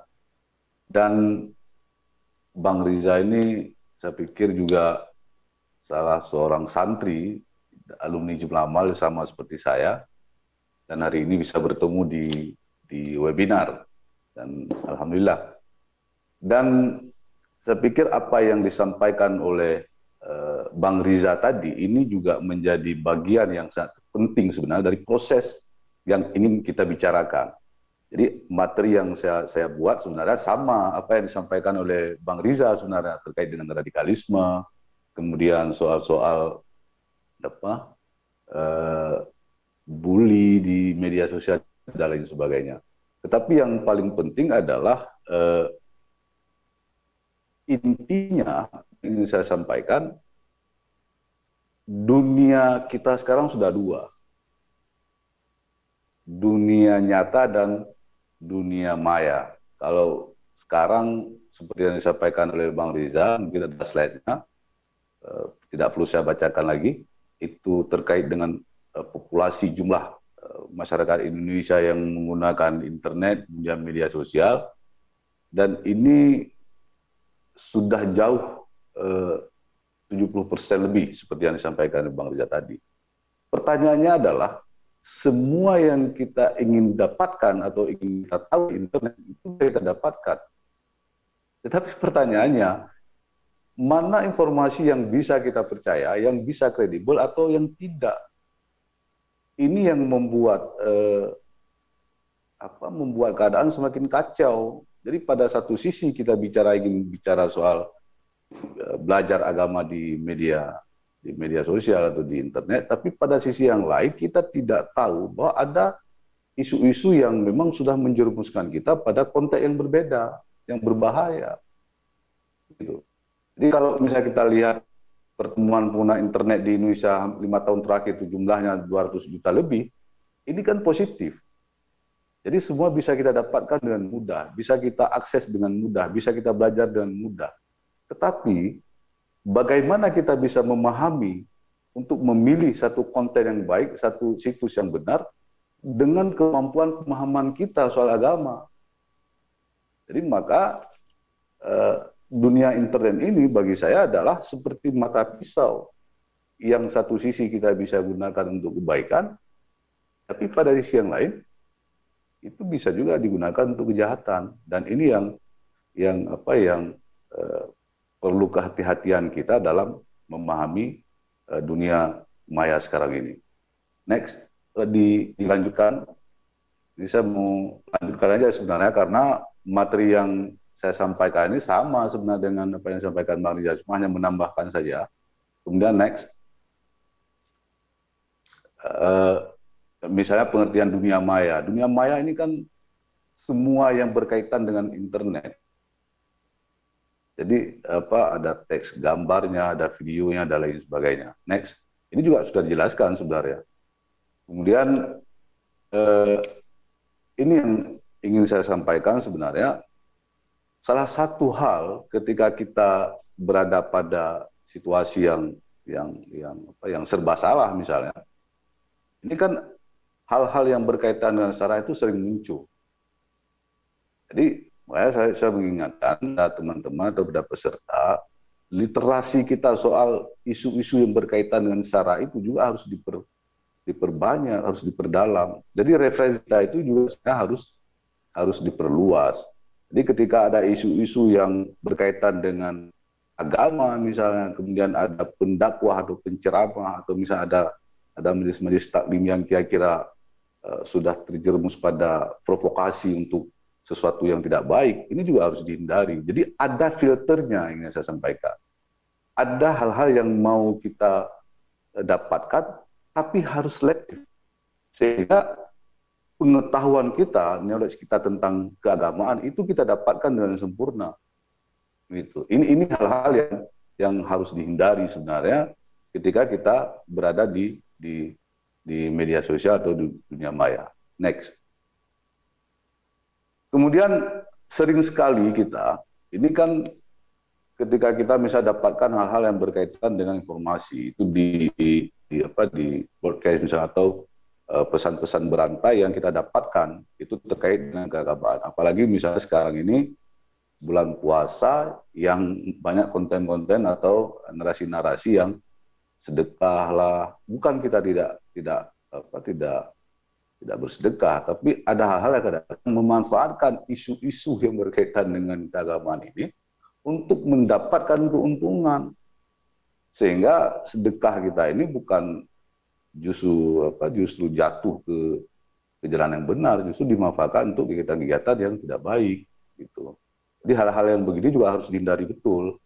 Jadi pesan-pesan berantai ini harus difilter kembali, jadi harus tabayun kembali, harus dicek kembali, harus diverifikasi kembali apakah benar informasi ini atau tidak. Dilihat sumber yang kredibel, dilihat sumber informasi yang betul-betul memang bisa dipercaya. Sehingga teman-teman tidak langsung mudah percaya men-share atau membagikan sesuatu informasi yang begitu mudah begitu. Next. Jadi ini saya hanya menambahkan saja sebenarnya karena apa yang disampaikan Bang Riza tadi mewakili sebenarnya apa yang ingin saya sampaikan. Kemudian bully. Sekarang kita kenal misalnya di dunia nyata misalnya ada bully, di dunia maya juga seperti itu. Jadi dunia maya dan dunia nyata ini kan hampir sama sebenarnya. Jadi ketemunya saja tidak. Jadi secara fisik kita tidak ketemu seperti yang hari ini kita lakukan. Tetapi pada konteks yang lain ini sama sebenarnya. Jadi bagaimana seseorang melakukan kegiatan-kegiatan bullying misalnya di media sosial yang memperparah sebuah kelompok. Ada satu kelompok misalnya yang membuli kelompok yang lain. Ada misalnya orang yang merasa dirinya benar secara keagamaan kemudian membuli orang yang beda pendapat dengan orang yang lain karena merasa dia benar sudah belajar agama dan lain sebagainya. Ini kan berbahaya. Jadi ada kekerasan-kekerasan di dunia maya yang ini berbahaya, baik secara pemikiran maupun mental kita sendiri sebenarnya. Jadi ini juga harus dihindari oleh teman-teman supaya apa? Supaya ketika kita mendapat informasi di dunia maya, di internet, ini benar-benar seperti saya sampaikan tadi, kita filter dulu. Apakah ini memang ada mengarah ke bully kepada kelompok tertentu atau kepada orang-orang tertentu? Ini kan harus dialektika kembali cara berpikir kita. Next. Mengapa demikian? Ini secara singkat ingin saya sampaikan sebenarnya karena di era teknologi ini serba cepat dan serba mudah. Jadi kita ngomong ke orang, kita bully orang juga mudah, kemudian kita menghujat orang juga mudah, kemudian kita menyebar ujaran-ujaran kebencian dengan atas nama apapun, atas nama agama, atas nama apapun juga sangat mudah. Sehingga ini harus hati-hati kita. Makanya saya sering sampaikan di beberapa pelatihan terkait dengan ini bahwa punya pikiran yang betul-betul harus tabayun, yang harus betul-betul berpikir kembali, kita cek kembali. Itu yang sering saya sampaikan. Kemudian banyak website sehingga ketika kita ingin belajar sesuatu bukan hanya soal agama, misal di dunia maya, ini kan ada sajian-sajian informasi yang jumlahnya ribuan. Tsunami informasi itu di internet sangat luar biasa. Bagaimana kita membedakan satu website satu dengan website yang kedua itu bisa kita bedakan ini yang benar, ini yang salah. Ini yang salah, ini yang benar. Karena dalam hal kita melihat sesuatu informasi di dunia maya, sesuatu yang kita anggap benar secara teori kan bukan salahnya. Dan juga sebaliknya, ketika kita anggap sesuatu itu salah, berarti kan belum ada pembuktian benarnya. Sehingga kita gamang sendiri, linglung sendiri, mencari informasi ke sana kemari, membanding-bandingkan, sehingga kita tersesat, terjebak dengan logika kita sendiri. Informasi-informasi yang kita dapatkan yang sumbernya tidak resmi, seperti yang disampaikan oleh Bang Riza tadi. Inilah yang menjadi persoalan ketika kita tidak punya satu filter yang baik soal literasi yang kita sampaikan tadi. Kemudian next, ada beberapa hal memang yang menjadi bahasan kita yang tadi, kenapa harus menjadi masyarakat dengan tingkat literasi yang baik. Saya pikir ada beberapa hal. Makanya kalau kemajuan teknologi informasi ini positifnya seperti disampaikan Bang Riza tadi, kita mengupdate informasi begitu cepat, kita bisa mendapatkan yang begitu baik, kemudian kita juga bisa mendapatkan apapun yang kita inginkan di internet. Jadi sisi positifnya, literasi kita di dunia maya secara akademik juga kita dapatkan, kemudian juga baik berupa teks, video, foto kita dapatkan, itu sedemikian mudahnya, itu di internet. Itu sisi positifnya. Jadi begitu kira-kira yang perlu kami sampaikan. Kemudian next, itu positifnya sudah saya sampaikan. Lagi, nah ini sisi negatif juga, Bang Reza jadi sudah menyinggung ini, konten yang menyesatkan. Bagaimana kita tahu bahwa satu konten itu bisa kita yakini, bisa kita anggap sebuah pengetahuan. Sehingga ketika tidak ada literasi yang baik soal perbandingan-perbandingan ini, kita terjebak dengan konten-konten yang sesat ini. Ini yang sangat berbahaya. Makanya kenapa, seperti yang disampaikan Bang Riza tadi, banyak di antara kita yang kemudian terlibat terorisme hampir berapa persen. Kemudian banyak situs-situs website yang sudah diblokir oleh Kominfo. Dan ini kenapa? Karena kita tidak punya literasi yang baik seperti yang tadi. Kita tidak punya filter, tidak punya satu perbandingan yang baik soal ini. Jadi inilah yang saya katakan tadi, bahwa ketika sesuatu konten yang menyesatkan ini tidak bisa kita filter dengan baik, jadi teori yang saya sampaikan tadi itu benar. Buat kebenaran, menganggap suatu benar karena belum dibuktikan salah. Atau sebaliknya, suatu itu salah karena belum ada bukti yang benar. Ini dipahami baik-baik. Sehingga ketika kita berselancar di dunia maya, di internet, di website dan lain sebagainya, sehingga kita terjebak dengan pikiran kita sendiri, dengan informasi-informasi yang sangat banyak, yang ribuan informasi. Dan saya juga ini perekrutan lembaga-lembaga radikalisme, seperti Bang Riza sampaikan, ada ISIS misalnya, dan lain sebagainya. Kalau dulu saya tahun 2008 saya di Filipina, itu saya pernah diintegrasi karena waktu itu ada Jamiah Islamiyah. Karena di sana ada di Mindanao Selatan itu ada semacam pelatihan terorisme. Itu dulu tahun 2008. Coba bayangkan sekarang dengan teknologi yang sudah maju, bagaimana informasi yang disampaikan oleh kelompok-kelompok radikalisme ini yang kemudian merekrut orang yang dengan polosnya.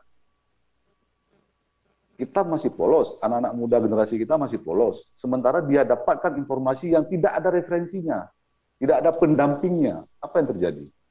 Dia sangat mudah terjebak dengan pola-pola yang dimainkan oleh organisasi-organisasi yang ingin memanfaatkan situasi ini untuk kepentingan-kepentingan kelompok yang radikal. Itu sudah berapa persen tadi disampaikan? Sudah 12% misalnya orang terlibat dalam kegiatan-kegiatan terorisme, radikalisme, dan lain sebagainya. Ini sangat berbahaya. Kemudian konten propaganda. Saya pernah sekali itu tahun 2019 mendapatkan satu buah foto. Jadi satu lembar foto. Itu foto itu ada seorang anak kecil diinjak. Jadi diinjak, kemudian di bawahnya ditulis captionnya. Ditulis kayak pembantaian anak-anak Muslim di Uhud, di Cina.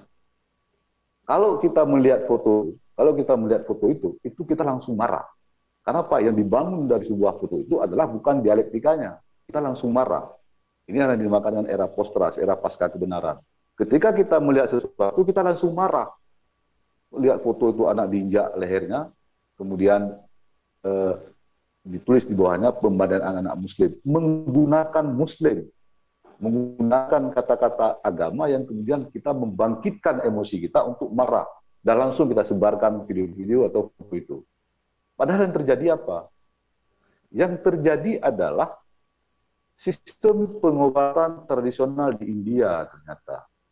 Jadi anak itu diobati epilepsinya, cara pengobatan epilepsi anak itu dengan cara mungkin diinjak lehernya, kemudian diedit oleh orang-orang yang tidak bertanggung jawab, kemudian dipropagandalah sebagai pemberdayaan anak-anak muslim di Cina. Ini kan bahaya sekali. Jadi kita bagi, kita share karena kita cinta agama dan lain sebagainya. Ini yang saya katakan bahwa konten propaganda itu sangat banyak di internet. Dan ini yang membuat kadang-kadang kita miris. Makanya kita sekarang harus berjanji sebenarnya, peserta harus berjanji dan kita semua harus berjanji, setiap informasi yang kita dapatkan melalui WhatsApp atau di grup-grup di media sosial, kita hentikan, kita sebarkan. Jadi berhenti di tangan kita. Maka kembali lagi misalnya kita lihat dalam konteks menyebarkan informasi yang tidak benar itu atau yang hoax itu, dalam surat Al-Hujurat ayat 6 itu jelas disampaikan. Kenapa kita nggak melihat itu? Ini yang kadang-kadang saya miris. Tadi Quran surat Al-Hujurat ayat 6 itu jelas, wahai orang-orang yang beriman, jika seorang yang fasik datang kepadamu menyebarkan atau membawa suatu berita, maka telitilah kebenarannya. Kenapa kita nggak menggunakan ini? Kalau ada orang-orang fasik yang datang ke kita menyampaikan suatu berita, telitilah dulu kebenarannya. Ini kan jelas surat Al-Quran ini. Al-Hujurat. Makanya inilah yang membuat kita celaka dengan informasi-informasi yang begini. Maka agar kamu tidak mendengar kamu yang akan menyesali perbuatanmu. Ini kan surat Al-Hujurat ayat 6. Yang kadang-kadang kita tidak tafsirkan dalam kehidupan kita sehari-hari, termasuk dalam bermedsos. Gitu. Jadi dunia maya ini juga sebenarnya dunia nyata. Kalau dulu misalnya ada orang yang nafik atau orang yang fasik datang ke kita menyampaikan informasi, ya kan, di kecamatan yang lain atau desa yang lain, kalau sekarang kan lebih mudah. Lintas benua, lintas negara, lintas pulau, bisa menyebarkan informasi dengan kecanggihan teknologi ini. Ini orang-orang fasik inilah yang kemudian memanfaatkan situasi teknologi ini untuk kepentingan pribadi. Ini yang sangat berbahaya. Makanya dalam Al-Quran jauh-jauh sudah diingatkan di Quran surah Al-Hujurat itu. Kenapa kita tidak melihat itu sebagai sisi yang positif? Begitu. Kemudian next, ini. Jadi kesimpulan yang ingin saya sampaikan adalah begini. Jadi belajar agama via dunia maya itu ya sah-sah saja. Jadi agama tidak melarang bahwa kita belajar dimanapun agama, kita ingin mendapatkan pengetahuan apapun itu terserah kita. Jadi tidak ada larangan apapun. Kemudian tidak ada agama yang melarang kita untuk mendapatkan informasi pengetahuan dari manapun, termasuk di internet. Jadi itu memang dianjurkan untuk mencari kebenaran yang kita anggap benar. Akan tetapi, ya kan, ini harus dibarengi dengan pemahaman keagamaan kita yang baik. Gitu. Jadi jangan hanya mengandalkan internet, kemudian kita tonton YouTube, kemudian ada ulama-ulama seperti yang Bang Rizal disampaikan, tidak jelas misalnya asal-usulnya, sanadnya tidak jelas, kemudian karena modalnya cuma viral, kemudian langsung kita ikuti terus. Setiap hari kita tonton, setiap hari kita ikuti. Padahal itu tidak baik. Pada ujung-ujungnya ternyata Ustadz ini hanya untuk mencari keuntungan materi dan lain sebagainya. Ini yang saya sampaikan tadi, bahwa selektif itu sangat penting untuk memilih siapa yang bisa kita jadikan rujukan dalam mendapatkan pengetahuan-pengetahuan agama di dunia maya. Kemudian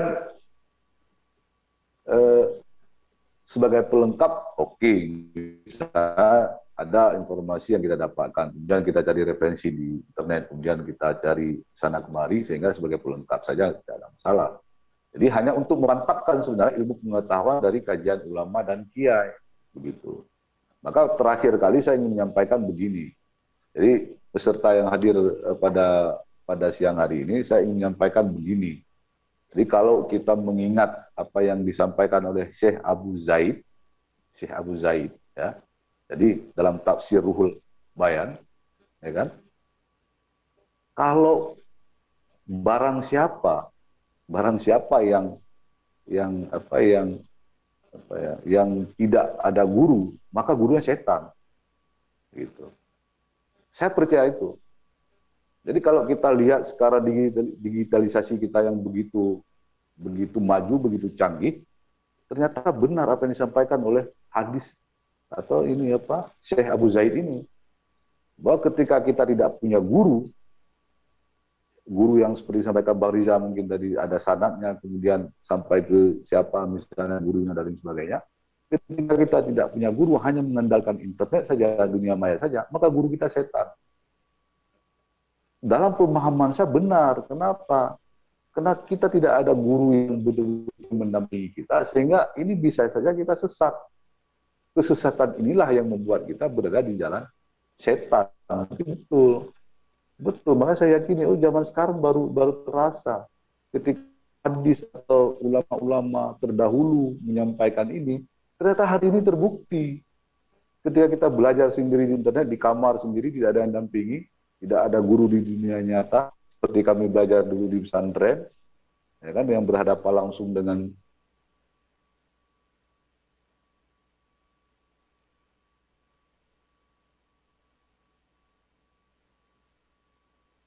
kita guru-guru, sehingga sampai hari ini kita punya satu filter. Ketika ada hal yang ingin kita lakukan salah, kita teringat pada amanah-amanah guru yang langsung secara emosional ada kedekatannya. Tetapi kalau kita tidak punya guru dan guru kita hanya YouTube, tidak ada satu kedekatan emosional, dan ini sangat berbahaya. Dan inilah yang disampaikan oleh Abu Zaid tadi. Kalau kita tidak punya guru di dunia nyata, guru kita setan. Kesesatan itu dekat sekali.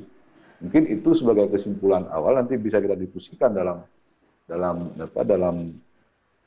waktu beberapa menit depan, dan mungkin ini yang singkat saya sebagai pemantik saya pada siang hari ini. Mungkin saya akhiri. Billahi muwaffiq, Allahumma muwaffiq ila aqwamit thoriq. Wassalamualaikum warahmatullahi wabarakatuh. Terima kasih sekali Bapak untuk pemaparannya, terima kasih sekali untuk edukasinya, informasinya, dan kita nih dari narasumber-narasumber tadi ya sudah semakin banyak lagi ilmu yang bisa kita terapkan di kehidupan kita sehari-hari untuk lebih lagi memilah-milih informasi. Tidak ada kata larangan untuk belajar dari dunia maya atau dunia digital ya, tapi kita harus memperlengkapi diri kita dengan literasi digital yang cukup. Mungkin seperti itu ya Bapak-Bapak ya. Nah, saya yakin sekali ini di GFriends sudah banyak sekali yang bertanya, sudah banyak sekali mengirimkan pertanyaan. Nah, ini kita akan panggilkan, ada 5 penanya terbaik, dan nanti begitu namanya dipanggil, itu boleh langsung buka kamera dan langsung bacakan pertanyaannya kepada narasumber yang bersangkutan. Dan saya mohon dengan segala kerendahan hati, saya mohon maaf sebelumnya untuk narasumber, berhubung waktu kita juga sudah agak sedikit mepet ya Bapak ya. Mungkin boleh dijawab dengan cepat, tepat, dan lengkap. Ya, gimana itu ya? Oke, langsung saja nih penanya pertama, ada Fauzia yang ingin bertanya kepada Bapak Riza. Oke, ini sudah ada di GFriends, Fauzia? Halo? Wajahnya yang mana ini? Fauzia? Beliau ingin bertanya langsung kepada Bapak Riza Nurdin. Oke. Ya, mungkin sambil menunggu Fauzia, ini mungkin dandan dulu sebentar kayaknya ya. Ini ada pertanyaan dari Abdullah Yusuf kepada Pak Riza kembali. Silakan. Mas Abdullah Yusuf, Bang Abdullah Yusuf, boleh dibuka kameranya dan langsung pertanyaannya? Silakan. Assalamualaikum warahmatullahi wabarakatuh. Waalaikumsalam warahmatullahi wabarakatuh. Pertanyaan saya seperti yang di kolom chat tadi, karena kita belajar misalnya seperti di YouTube atau di Google, itu merupakan kan sekarang ini kita kebanyakan megang HP atau dunia maya. Tapi yang pertanyaan saya, apakah kita gimana pertanyaan saya, dosakah kita bila menganggap adalah pelajaran dari YouTube atau Google sebagian dari guru kita? Nah, dan pertanyaan kedua, dosakah kita bila tidak menganggap itu pelajaran dari YouTube atau Google? Misalnya sepertinya kita kurang percaya dan yakin di Google. Itu sebenarnya itu pertanyaan saya kepada Bapak Rija Nordin. Mohon dijawab. Terima kasih. Assalamualaikum warahmatullahi wabarakatuh. Waalaikumsalam warahmatullahi wabarakatuh. Oke, Pak Riza, mungkin kembali saya coba recap pertanyaannya ya. Apakah berdosa atau tidak kita menganggap Google atau YouTube sebagai sebagian dari guru kita? Dan pertanyaan kedua, berdosakah kita kalau tidak mau mengikuti ajaran agama dari Google ataupun YouTube? Silakan Bapak dengan jawabannya. Baik, terima kasih Mbak Eva. Ya, terima kasih Bang Abdullah, senang bisa berjumpa lagi ya. Baik, langsung saja ke jawaban. Kalau pertanyaan yang berdosa kan sebenarnya ini agak susah kita jawab karena ini menyangkut dengan hukum. Tapi intinya adalah begini kalau menurut saya. Karena memang yang pertama guru itu kan ada yang bentuk fisik, ada yang bentuk non fisik. Nah, jadi kalau kita menganggap informasi yang ada di Google dan di YouTube, tapi itu dari sumber yang kredibel, misalnya suka nonton UAS gitu kan, dan banyak ilmu yang kita dapatkan. Saya pikir itu kita justru akan dapat pahala karena dapat bertambah ilmu. Nah, itu yang pertama. Tapi kemudian ini juga ada kaitan dengan pertanyaan kedua. Kalau kemudian kita dapat informasi yang ternyata malah membuat kita sesat dan kemudian kita nggak cross check, lagi-lagi saya menganggap penting adanya guru yang fisik ya. Emang guru yang kita bisa langsung talaki, bertemu langsung. Nah, kemudian kalau semuanya kita dapatkan dari internet, nggak kita cerna 100%, nggak kita telan 100%, ya, dan kemudian kita tersesat, maka itu yang membuat kita berdosa. Jadi lagi-lagi tetap boleh saja berguru di internet, tapi tetap jangan lupakan ada guru yang fisik ya, gure ya, tengku yang dimana kita bisa bertanya langsung untuk mengklarifikasi atau meng-cross check. Mungkin demikian. Terima kasih. Terima kasih Bapak Riza untuk pertanyaannya dan mudah-mudahan pertanyaan dan juga jawaban ini bisa mewakili teman-teman yang lain yang mempunyai pertanyaan-pertanyaan serupa ya. Berikutnya ada pertanyaan dari Visa Adila Nafsi kepada Bapak Andi Firdaus. Silahkan Mbak Visa. Kak Visa, mungkin boleh tampilkan wajahnya yang cantik, yang cakep itu. Silahkan Kak Visa.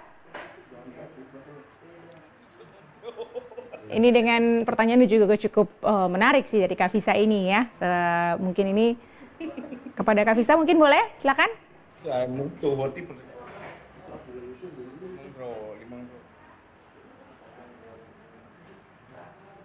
Jadi untuk teman-teman yang sudah mengirimkan pertanyaan melalui kolom chat, nanti pertanyaan akan kita pilih dan bagi yang namanya dipanggil itu harus ready dan standby ya. Karena begitu kita panggil langsung buka kameranya dan langsung mengajukan pertanyaannya kepada narasumber. Seperti itu.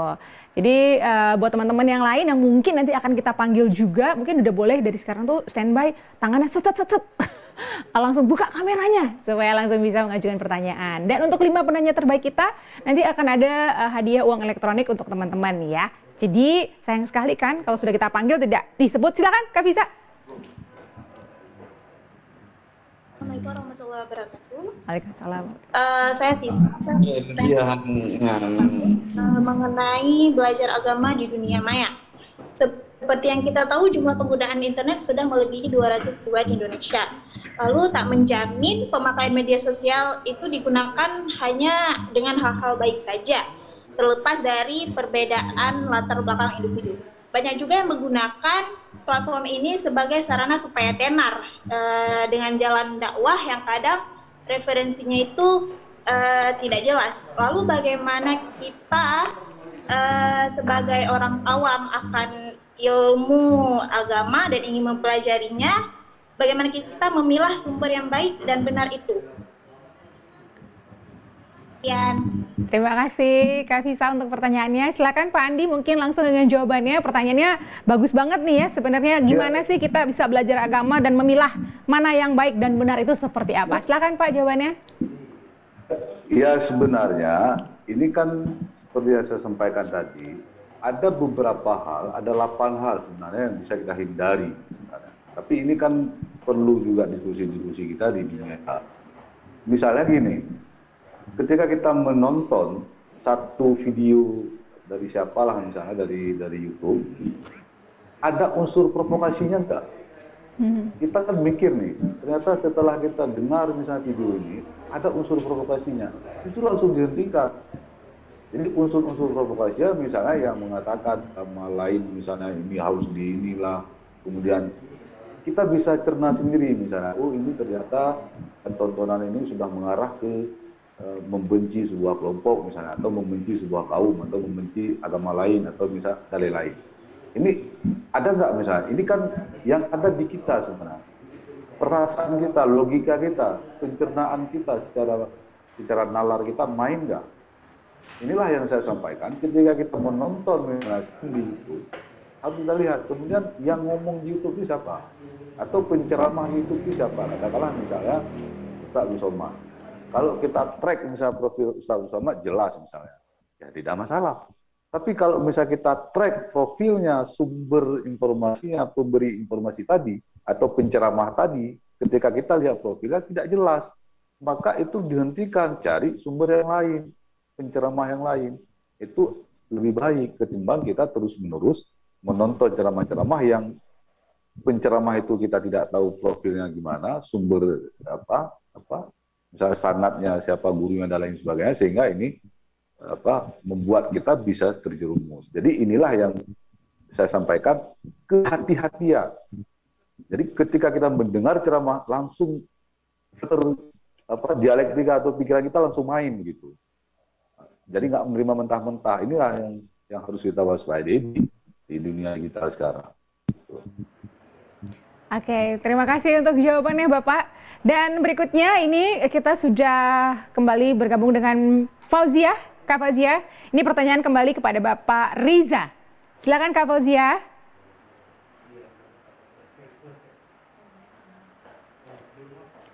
Oke, sudah siap dengan pertanyaannya Kak Fauzia? Oke, ini dia. Langsung saja Kak, pertanyaannya kepada Bapak Riza Nurdin. Kameranya boleh dibuka? Iya, silakan Kak. Ya, saya ingin bertanya kepada Bapak Riza.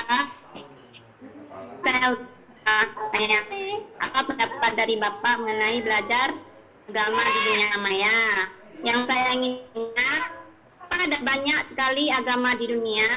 Jika hanya ada satu agama saja di dunia ini, apa dampak yang akan diberikan terhadap kehidupan manusia? Terima kasih. Terima kasih Kak Fauzia untuk pertanyaannya. Silakan langsung Pak Riza, mungkin boleh jawabannya. Sekali lagi saya coba mengulang pertanyaannya. Mengapa ada banyak sekali agama di dunia dan jika hanya ada satu agama saja di dunia ini, apa dampak yang akan diberikan terhadap kehidupan manusia? Silakan Bapak. Iya. Baik, terima kasih Kak Fauzia ya. Nah, ini pertanyaannya sangat filsafat nih. Jadi dunia maya, agama ini memang banyak sekali dan ini memang karena banyak sekali peradaban yang ada di kita. Makanya yaitu termasuk dengan dunia maya ini, bahkan sekarang udah ada agama AI, Artificial Intelligence, agama kecerdasan buatan. Jadi memang semakin banyaknya peradaban ya, semakin maju kita, semakin lama kita hidup, maka akan semakin banyak agama. Jadi ini fitrah. Bahkan lagi-lagi ini juga kaitan dengan yang agama pertanyaan kedua, kalau hanya ada satu agama, apa dampak yang akan kita berikan? Juga akan sama sebenarnya dengan kalau banyak agama. Karena dalam satu agama pun akan banyak sekali interpretasi agama yang ada, ya termasuk misalnya itu hukum puasa. Nanti pasti ada bilang ini mazhab Syafi'i, ini mazhab Hanafi, Maliki dan sebagainya. Dan ini juga kita bisa akses di internet. Jadi ini memang lagi-lagi kalau kita kaitkan dengan adanya internet, ya itu dengan mau agamanya satu atau banyak, dampak akan kita dapatkan itu bisa dua-dua ya, bisa yang positif, bisa yang negatif. Tinggal bagaimana kemudian kita memilah dan memilih yang terbaik untuk kehidupan kita. Mungkin itu saja. Terima kasih.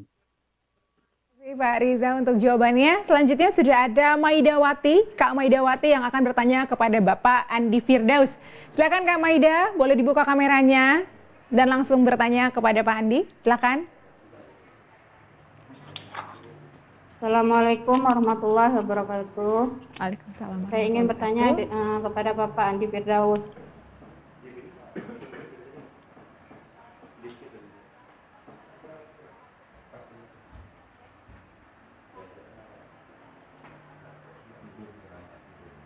Itu sebuah majelis. Terutama itu dalam hal keberkahan dan kesahihan sumber ilmunya. Jadi yang ingin saya tanyakan, bagaimanakah pendapat atau tanggapan Bapak tentang pendapat atau statement masyarakat tersebut jika kita kaitkan dengan era belajar agama di dunia maya saat ini yang lebih mudah dan efisien. Terima kasih. Wow, bagus sekali pertanyaannya. Dan langsung saja Pak Andi mungkin dengan jawabannya. Silakan Pak. Ya seperti yang kita sampaikan tadi bahwa memang ketika kita mendalami pengetahuan keagamaan itu di dunia nyata misalnya ada majelis taklim. Pertanyaannya juga ada sebenarnya, apakah majelis taklim tidak sesat? Ada juga. Makanya sebenarnya semua itu kan punya ruang tersendiri dia.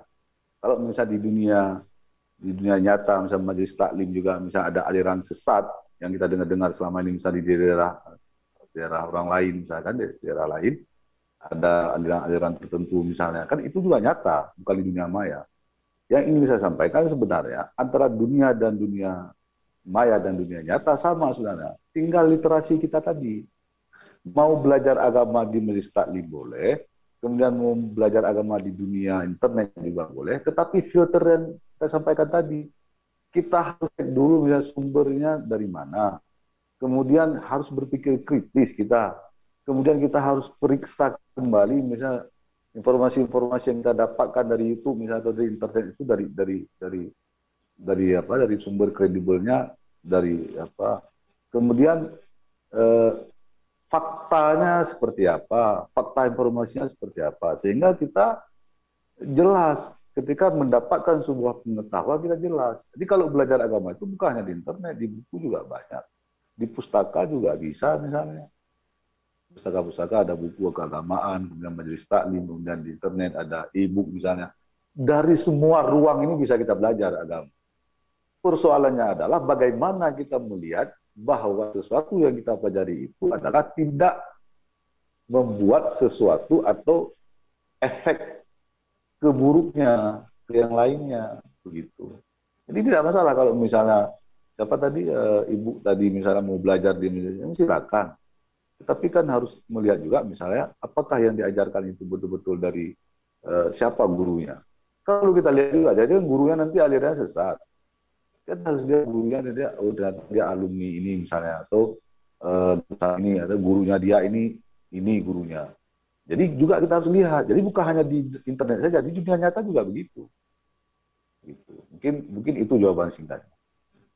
Oke, terima kasih Pak Andi untuk jawabannya. Dan langsung saja ini adalah penanya terakhir kita dari Kadek Arimbawa. Yes, ini bertanya kepada Bapak Rizal. Silakan, Kak Kadek mungkin boleh dibuka kameranya dan langsung saja dengan pertanyaannya. Silakan. Ini pertanyaannya kepada Bapak Rizal, ya.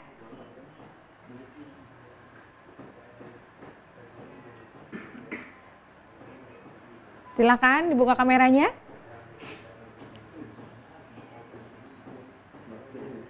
Dan langsung dengan pertanyaannya ya.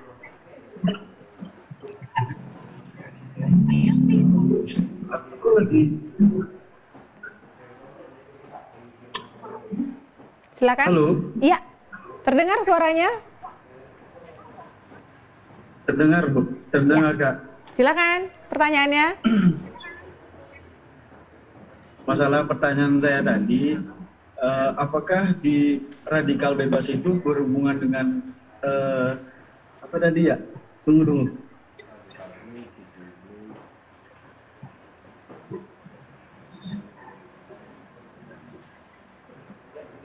Mungkin saya sambil nyetir ya. Silakan pertanyaannya. Boleh sekali lagi diulang?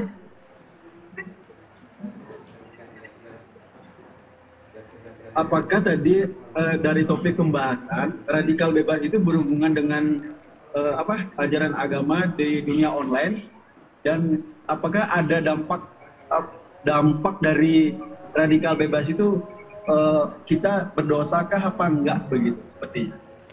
Oke, mungkin terima kasih untuk pertanyaannya Pak Kadek, dan mungkin untuk Pak Rizal mungkin saya boleh ulang pertanyaannya ya.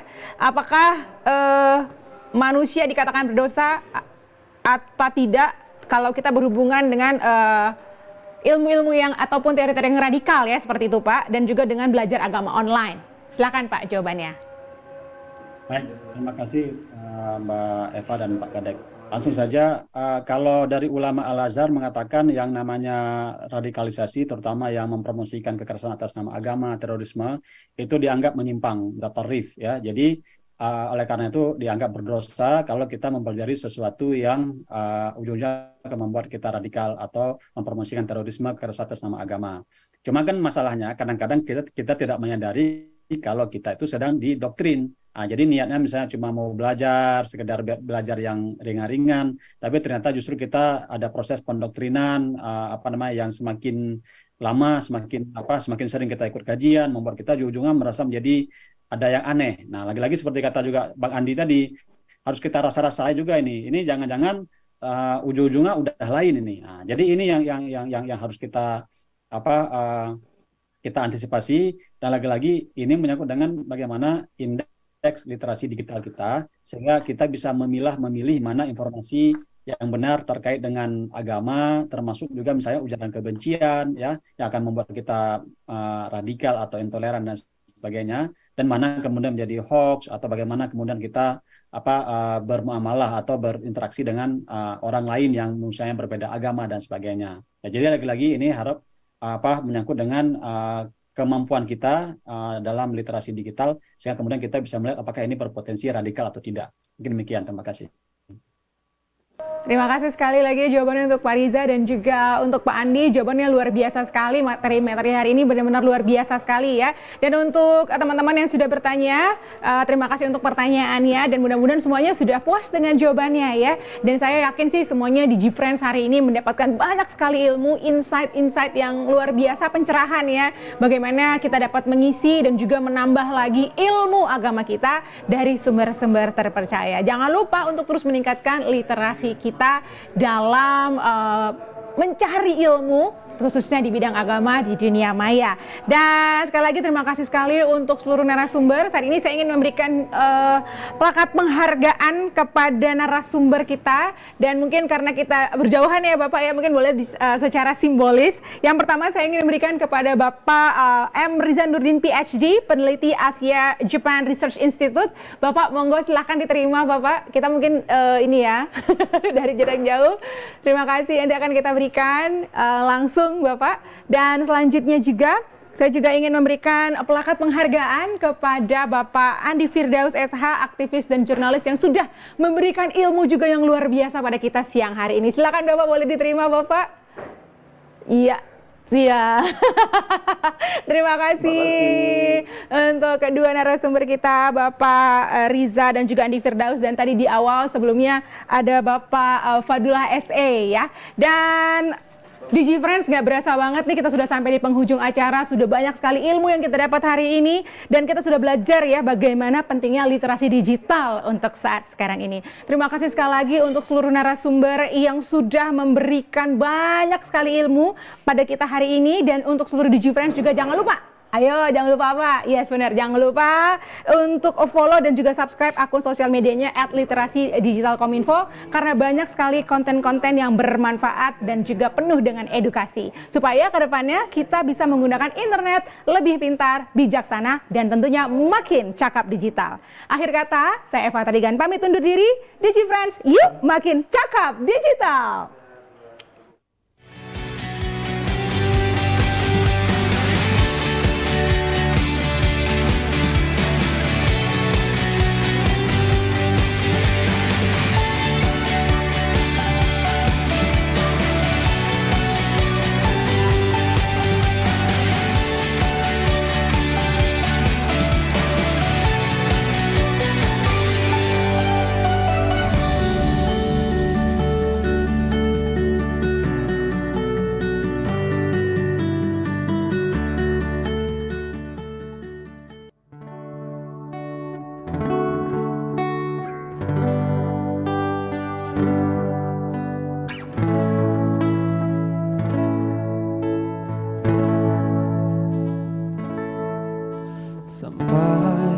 saat ini tak terpikirkan olehku. Aku pernah beri rasa pada orang sepertimu. Seandainya sejak awal tak ku yakinkan diriku, tutur kata yang sempurna tak sebaik yang ku kira. Andai ku tahu semua akan sia-sia, takkan ku terima cinta sesaatmu. Bagaimana dengan aku, terlanjur mencintaimu, yang datang beri harapan lalu pergi dan menghilang, tak terpikirkan olehmu.